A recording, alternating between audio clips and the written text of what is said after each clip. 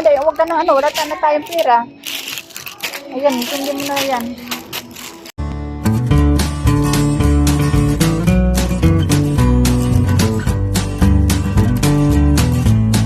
That's from the source so symptoms don't bother you again. You're okay.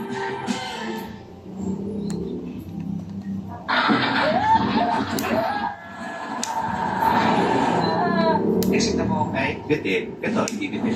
All new Jollibee Burger Steak. Bigger patty na, more sauce pa. Sarap. Kasi ayaw namin matitin ka.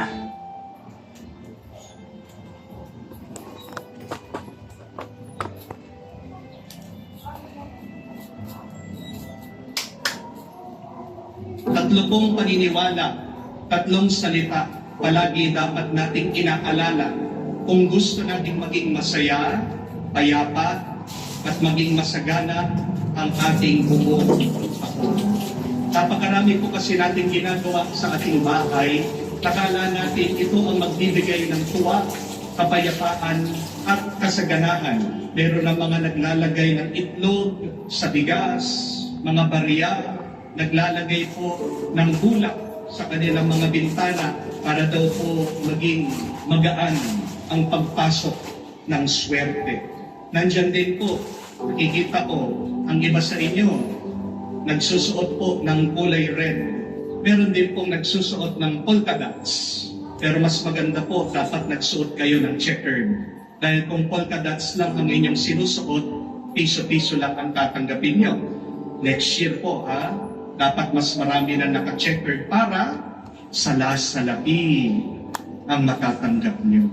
Pero yun po ba, diyan sa mga bagay na yan, ang magiging dahilan ng pagpasok ng ating tuwa at kapayapaan? Hindi po. It is the attitude and the beliefs that we have that can assure us of peace and prosperity. The first one, remember that whatever happens this year, say and believe it's okay. Okay lang yan. Anong kabaliktaran ng okay lang yan? Hindi okay. Hindi ako okay. Opo, sometimes it's okay not to be okay. Pero tingnan niyo po, ano yung nakakapagbigay sa'yo ng stress? Anong nakakadagdag sa'yo ng lungkot? Yung palagi mong iniisip at paniwala mo, you are not okay. Kahit na hindi ka okay, sabihin mo, everything is okay. Everything is fine. Pag paulit-ulit mong pinapaniwalaan at sinasabi, okay ka lang, okay lang ako, tingnan niyo po, magiging masaya, magiging payapa. Yung stress mo, mawawala yan. Ulit-ulitin mo bilang panalangin ngayong buong taon. Say, I'm okay. This is okay. Kung merong ayaw sa'yo, kung merong galit sa'yo, kung may naninira sa'yo, anong sasabihin mo? It's okay. Father, bakit ayaw niya ako? Father, ang bait ko naman. Father, ang bait ko sa kanya. Bakit ayaw niya ako? Bakit sinisira niya ako? Anong sagot? I don't know. Anong sagot? Bakit ayaw ka nila? Bakit sinisira ka nila? Hindi mo rin alam. Kahit tanong mo minsan dun sa taong may ayaw sa'yo, ang totoo, hindi niya rin alam. Basta ang totoo, ayaw ka lang niya. Pero, kahit ayaw ka niya, anong sasabihin mo? It's okay. Bakit pag ayaw ka ba niya, mamamatay ka? Pinapatay mo ang sarili mo by saying, I'm not okay dahil may naninira sa akin. I'm not okay dahil merong ayaw sa akin. It's okay that somebody does not like you. Dahil nung ikaw ay lumabas sa mundong ito, hindi mo naman sila kakilala. At baka nga mauna pa silang mamatay sa iyo, it's okay. Amen? Do not stress yourself out dahil ayaw ka lang ng iba. Huwag mong papatayin ang iyong sarili dahil hindi ka nila love. Ang importante, mahal mo ang sarili mo. Amen? Say, it's okay. Kahit na wala kang pera, kahit na marami kang utang, kahit na nalugi ka sa business mo, anong sasabihin mo? It's okay. Ang buhay ay hindi naman tungkol lang sa pera. Amen? Kahit na sinisingil ka, kahit na tinatakot ka na, kahit na ipapakulong ka daw, it's okay. Hindi naman ibig sabihin may pera ka, magiging masaya ka. At kahit na may sakit ka, at kahit na may sakit sa inyo, anong sasabihin mo? It's okay. Meron po akong kaibigan, tinatanong sa akin, Father, bakit po ganyan? Nagkasakit ang aking asawa. Ang bait naman niya, ang bait naman namin, palagi kami nagsisimba, palagi kami nagdarasal. Wala namang kaming nilokong tao, wala namang kaming sinaktan na tao. Bakit may sakit siya? It's okay. We do not know the reason. We do not know the answer. But what is important Kukunin ko is, yung damit mo. may sakit na siya, huwag ka nang pa-stress. Huwag mo nang papatay ng sarili mo Okay sa lang ba? kakaisip. Hindi na makaya? Sabihin Hindi mo, it's okay, it's fine. Ulit niya na lang yun. Bakit natin masasabi na okay lang? Dalawang dahilan. Una, dahil anuman ang problema, lilipas din yun. Kaya nga sabihin mo sa sarili mo, okay lang ito kasi hindi naman nagtatagal. Walang problemang nagtatagal.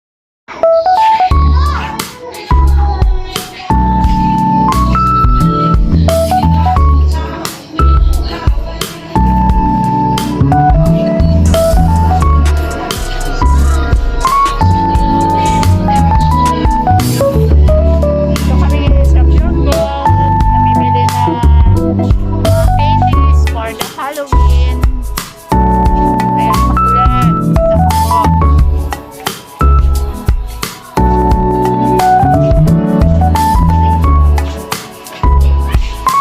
Hanap kami ng candy.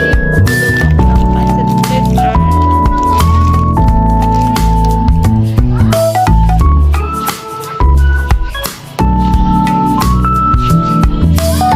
Here. Gawin na po ha.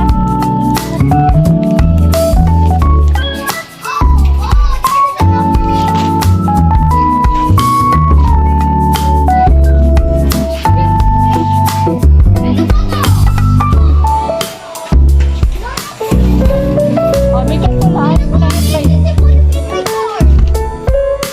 It's okay ka. There?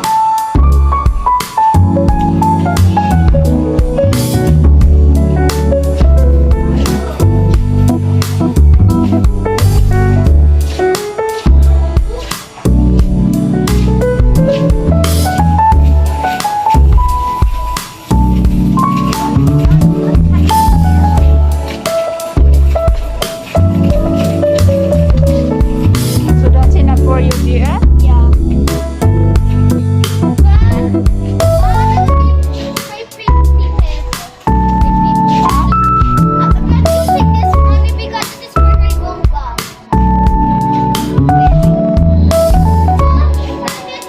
Not 20 pesos, not enough. I can give you more money for ano that. Because that's enough. That will want 50 pesos. I just look something else.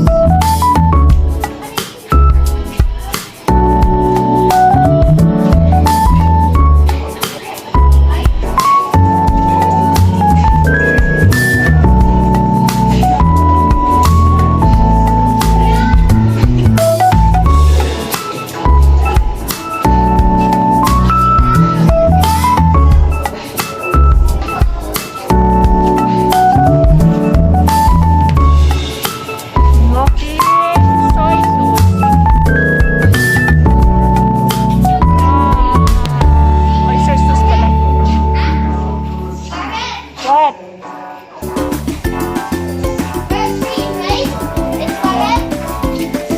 I just looking for you, oyster sauce.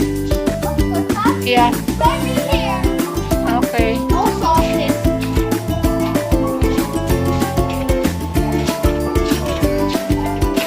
Oyster sauce.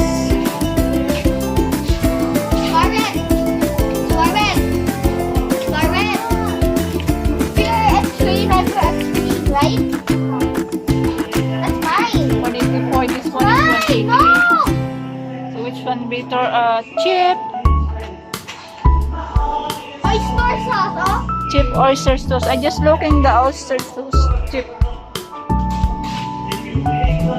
Chip oyster sauce for you now. I think it's good. This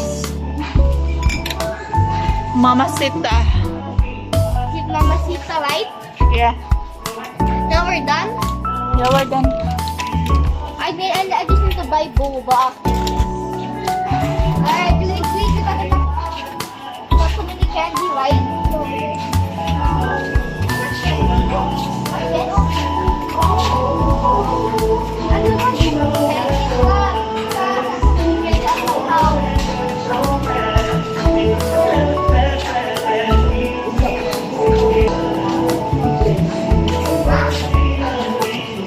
Thank you.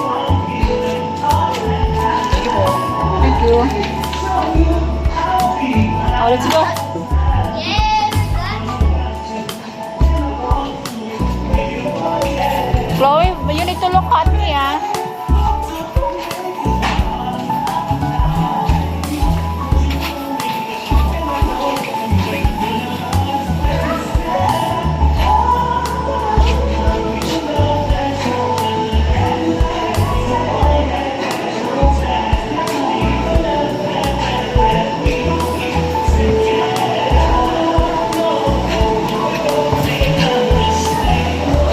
Enough that you, Chloe. Go ahead, Jem.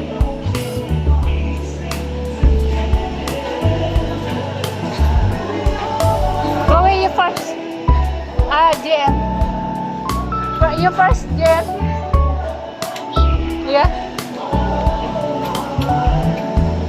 You can put in the cashier. Skirt it here.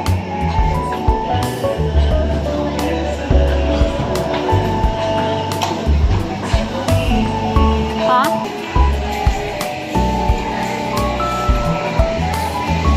Sige, Jem. Dito, ano?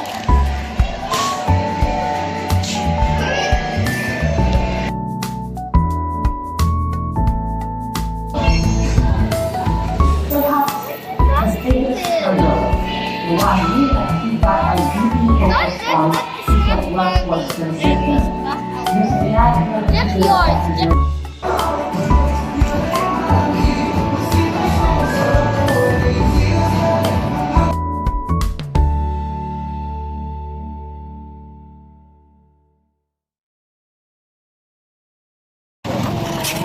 Pauwi na po kami. Galing sa grocery. Ano? Yung kaya kang...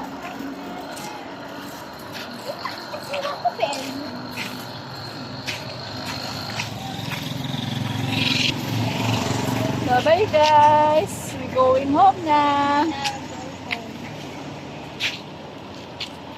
wait, we're going to start at home now. Chloe, look.